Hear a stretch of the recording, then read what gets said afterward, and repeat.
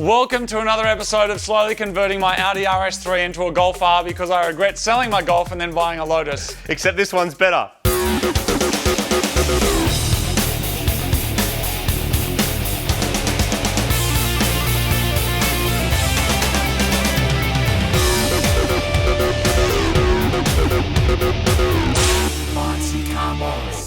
We are working on this sick Audi RS3. Now, why is it sick? Because it's got a sick engine, and it's all drive, and it's really comfortable, and it's fast. And I reckon it's starting to look cool, don't you think? It's starting to look, Martin, like a...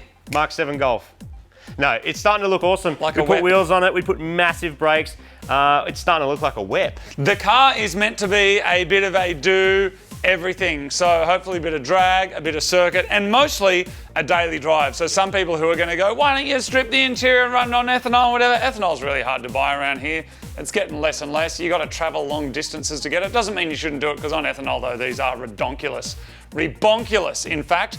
Today, Martin, today we got the good stuff. We're opening the Burglar. You might have heard me babbling on, fapping on about not doing resonator delete on my Golf because it was actually nice and quiet and super sleepery looking, but this car, unlike the Golf, actually sounds really good. So we are going to release the grumble. We've got a Miltech exhaust. You can get even more power with a dump pipe and a cast inlet pipe. I'm not doing that yet. Why? Because I don't have those parts. Because that's like stage 68 as well. Because by the time you're doing turbos and dump pipes, like it's all sort of in the same area. Yes. Maybe that's something for the future. But for now, exhaust just to make it sound mad. The exhaust on this is pretty good. Yeah, so this is one of the best ones I've ever seen. Factory exhaust, which is an Audi Sport exhaust, which I think is different to the ones they get in Europe. I think this might be optional in other regions, but in Australia, this is what we get. Already sounds good. But we modify cars. Apparently, and so we have an exhaust that Miltech sent us, which is going to be excellent.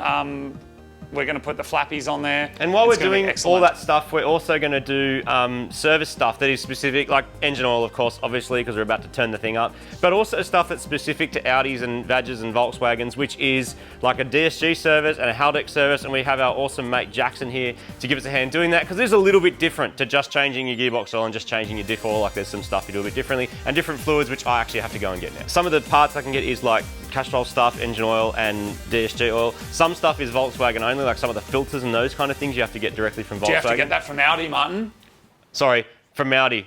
Did I say Volkswagen like 3 times in a row? Yeah. From Audi. But you actually do get because I'm getting the Audi one with the Volkswagen logo on it. You actually get the stuff from Volkswagen, don't you? Yeah, that's where I'm going right now. and the oil that we need is Castrol Edge 5W30 LL. Yeah. Make sure it's got the LL on it. We'll work out what that stands for later. All right, I'm going. Cool. All right, you hit the road. I'm going to take my tip truck. Yeah, K-truck. Yeah. Right. Jackson, that's you and me, mate. Car going up, exhaust going on.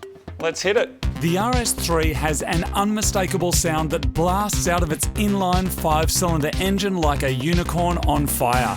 It's the kind of sound that's usually reserved for supercars and is one of the things that makes this car so unique compared to a Golf or an S3. As such, enhancing that incredible sound is a must, and I'm doing that with a Miltech Sports exhaust system that's made in England. This bolt-on exhaust is a quick and easy install, which will use the factory RPM-controlled valve motors from the original system. All right, so Jackson, these ones are undone. We're going to pull that down. This little bracket has come off, then undo the hangers at the back. Later on, if and when we get to doing a dump pipe, what is that process like on these cars? A little bit fiddly. We've got to get a tool to remove tail shaft because these exhaust systems, I guess dump pipe specifically, it runs like through it. So to get the dump off, you've got to take the tail shaft out, kind of with it at the same time. Oh, right, okay. Using WD-40 is a game changer when removing rubber exhaust hangers. Give them a good spray and then grab a pry bar and they should come off easily.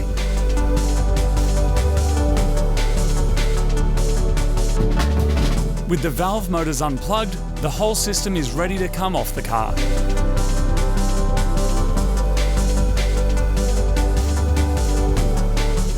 So there's no doubt about it that the exhaust that was already on the car, this Audi Sport exhaust, looked like it's doing a really reasonable job, but you can see where there have been some improvements for flow with this Miltech exhaust. So the first thing you can see from here and here is there's no resonators, obviously, so that's going to release the bark of that 5-cylinder engine.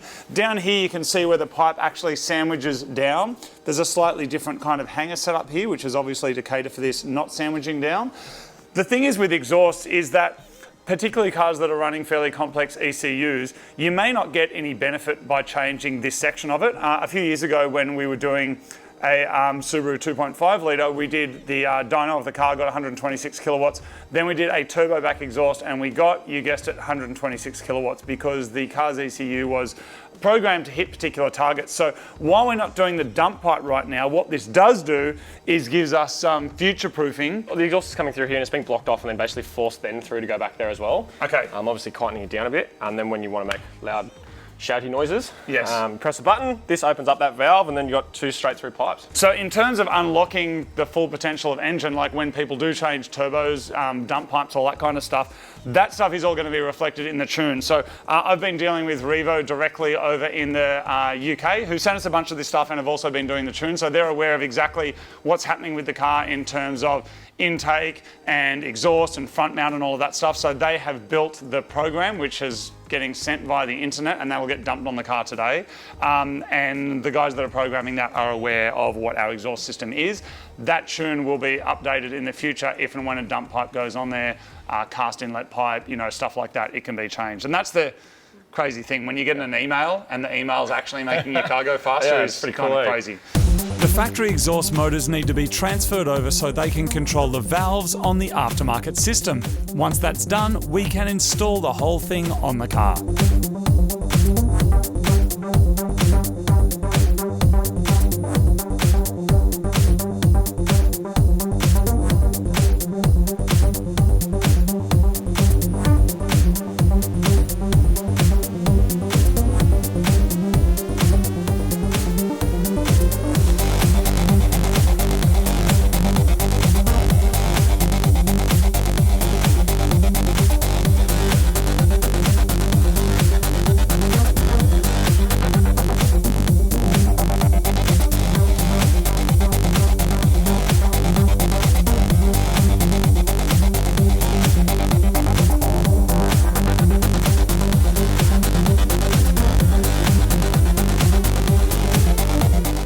All right, I've just got to put this little bracket back on underneath here.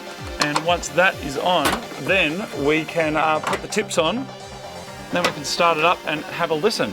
At the moment, it's still going to have a kind of a cold start situation on, which is going to be that's really, really loud. And then it quietens down. It's a Euro emission thing. All right, we are done. The last step is to install the muffler tips. You can use a can so you can get the lines right between the top of the pipe and the bodywork of the car.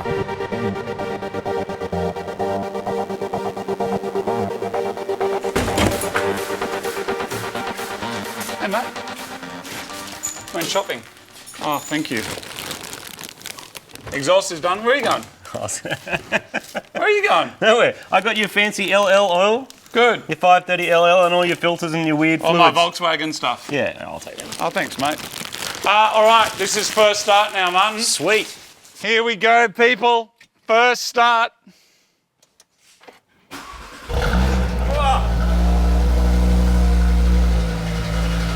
That's not too bad.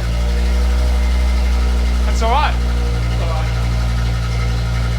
Such an interesting note. Hey. It's a weird note. Oh, yeah? It sounds good. Yeah. Now, as it runs, it'll go quiet soon, won't it? There, it just went quiet. There it goes. There it is. That is great. So that's its idle. Yeah, that's on. That's totally livable. Yeah. Okay, so that is with the flaps closed. That sounds great, like it's quiet. It actually sounds really good. I thought a non-resonated exhaust would be way louder than that and way more unlivable. So, if I give that just a little bit of hello, it sounds like that. And now if I change my modes over to dynamic,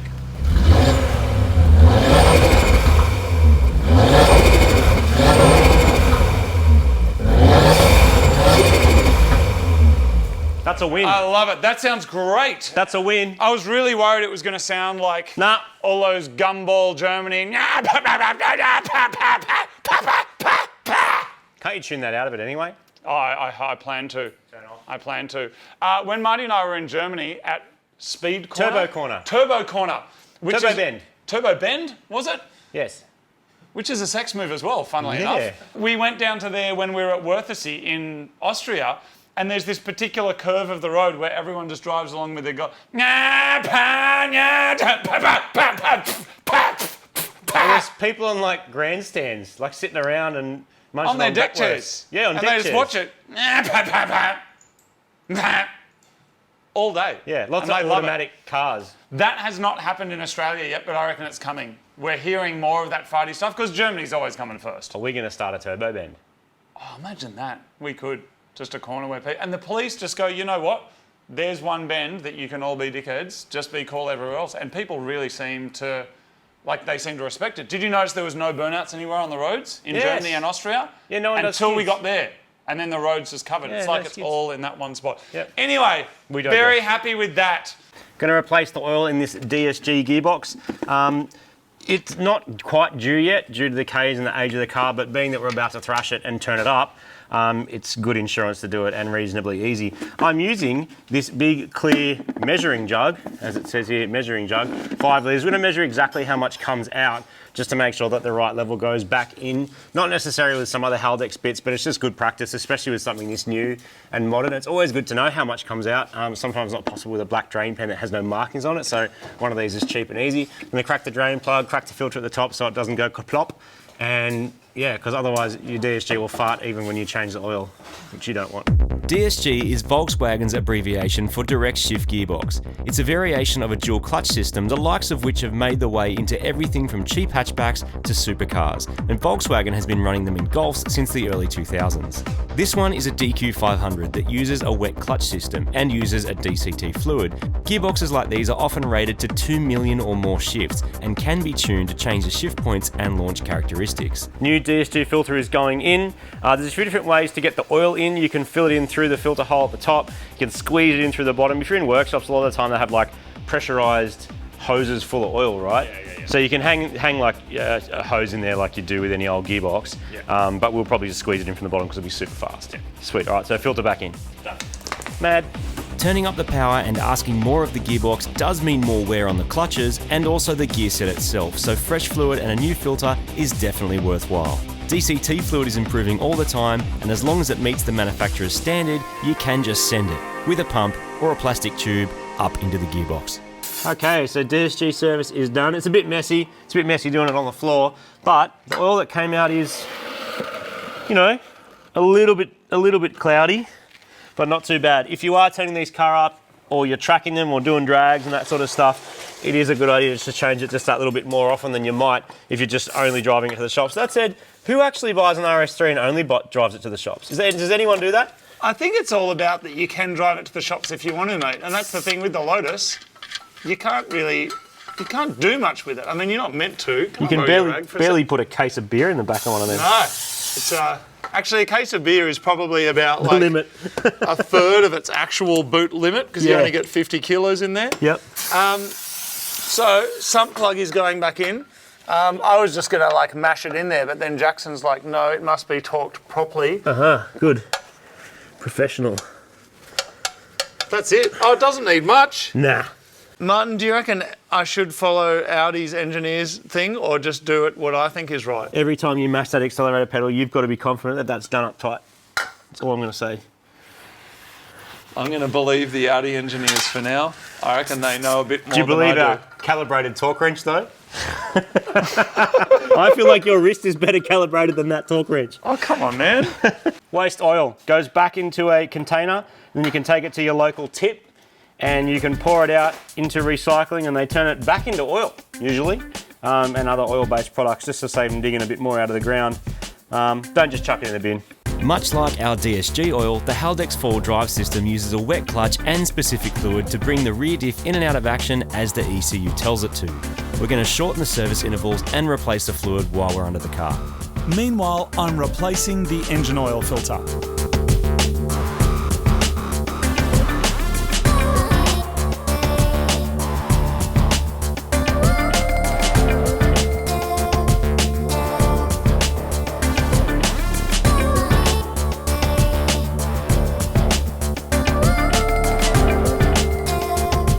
We have replaced our DSG oil and also the oil for the Haldex, which in this kind of all-wheel drive car basically constitutes the oil for the whole driveline. Yeah.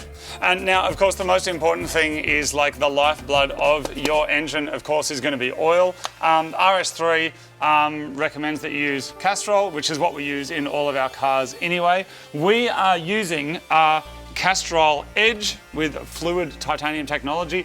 This is 5W30LL. This is approved Porsche C30. My car's like a Porsche, but also for VW and Audi use. So we're going to put in about 5 and a bit litres, and 6 litres. The grade is one spec that you can look at, but the other spec you should always check, particularly on something this new, is to make sure that the actual codes on there match. And it'll say in your manual or on the internets as well exactly what code of oil it is, which is one that's common amongst all manufacturers. Like a aftermarket oil will try and meet the specs that the manufacturer sets, even though factory fill it'll be Castrol. And this also ties into emissions. Sometimes the emissions standards that the cars ship with that they're required to meet require a particular kind of oil to be used. It's like low friction or whatever to keep it within emissions. So that's the other reason that stats are on there.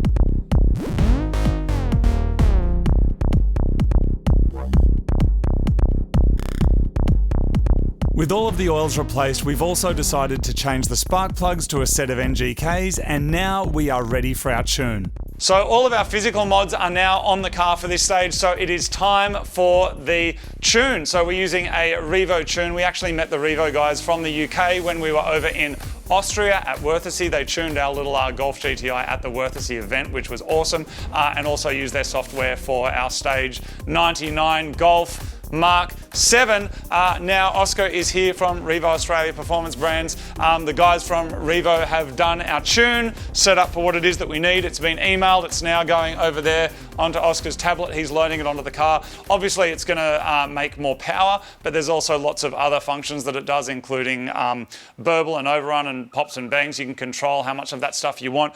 It'll increase and unlock the top speed for the car, higher RPM, left foot braking, lots of different settings like that. So that is now getting loaded onto the car. We do have a charger on the battery, which is in the boot, to make sure that the car has enough power to keep going as that is getting flashed on. And then after that, the car can go on the dyno, get some logs so we can check all of that and make sure it is all running awesomely. So now it's time to plug it in, flash it up, and prepare for some hectic face-pulling performance in our RS3. The first thing I have to do is update the operating system of the car, and once that's done, the Revo Performance software can be transferred, which takes just a few minutes. And that's it, the car's now faster, much faster. The last thing we're doing today, in an effort to make the car look a little less like a fridge, is giving it a black roof. Yes, just like my Golf. I suck at vinyl, so these guys have come down to give us a hand. We have done some videos on vinyl before, and that's why we called you. It's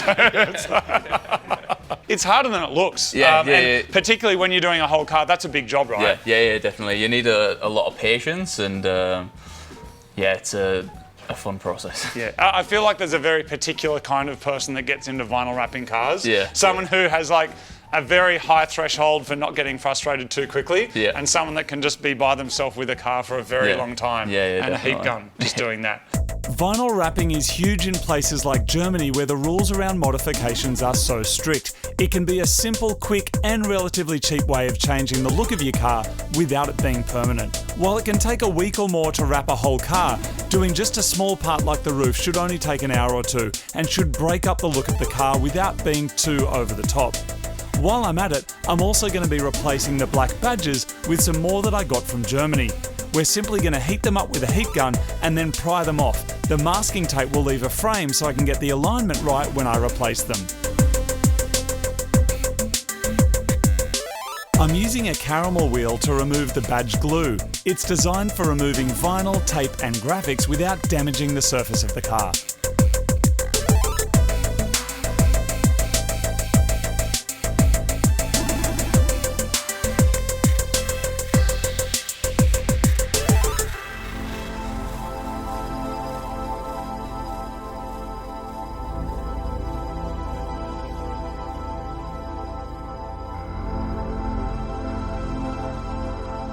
The black badges are on and the car looks so much better without the chrome. Now it's time to finish the roof.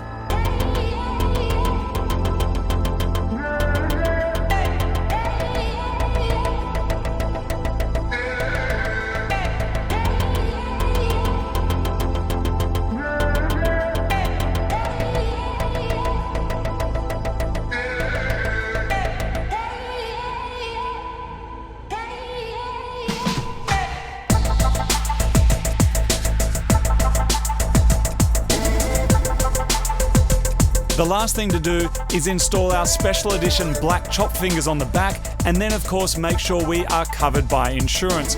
All our cars are with Shannons, who are a sponsor of the show, and they specialise in vintage cars, hot rods and modified cars. With our policy updated, our 24-hour RS3 build is done.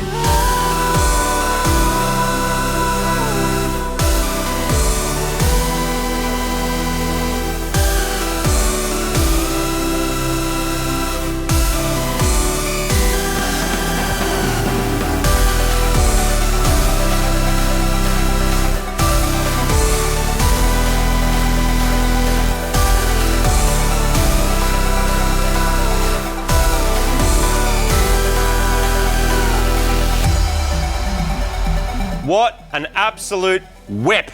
What an absolute pleasure to work on, Martin. As pleasurable as the BRZ.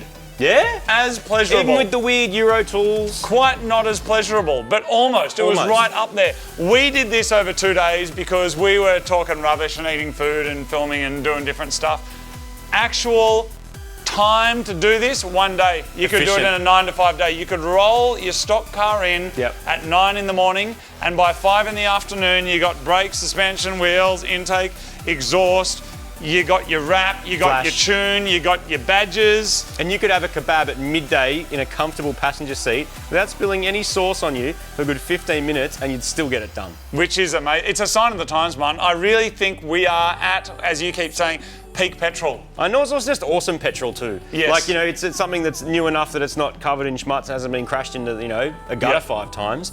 And it just works, and all the parts are really nice, and it just goes on, which is a pleasure to work on. It's all about the 5-banger. The 5-banger gets me going. I've been talking about it since the beginning. Since we're in that white room and you're like, check out my car, the 5-banger is where it's at. I love the sound. I love the fact it makes power. I love all the interesting, cool stuff you can do with it. And we're only at the beginning, but the beginning's looking pretty good. Thank you to Revo, who we've been emailing for ages, and they supplied a lot of these parts for us. Also a massive thank you to iBuck for the springs, Miltech for the exhaust, Michelin for the tyres, Castrol Fluids, Thanks, Shannon Oscar, for insuring our car after the mods, and yes, thank you to Oscar also, and the dudes from Pro Vinyl for coming out. And most importantly, Martin, Jackson, what a legend. He pretended to be sick at his actual job at a car place to come here and film with us, and his boss is watching this right now, and he's probably getting fired. Sorry. So thank you for taking one for the team, but you can come and hang out here anytime you like. Can't he? Yeah. What a ledge. There it is. Thanks for watching. Next episode, we're going to be driving it. And we're going to then be listening to it. And some then, nuggetry. Oh, this is a golden nugget. the scale of the nuggetry. And then we're going right back to the double deep We're going to go fried. to a well-known nugget, but then the nuggets after that nugget. Oh my God. Yes. It's just... There's new nuggets. There's old nuggets. Yep. The golden nugget. It's going to be excellent. If you would like to support the show, of course, you can get some merch from mightycarmods.com. That helps us and hopefully helps you, because you'll get to wear a cool shirt like this one, or my good friend's shirt over there. That's it. What a whip. There it is. Love it. See you next time. Keen. Thank you very much, everybody. Sounds amazing. What are we eating?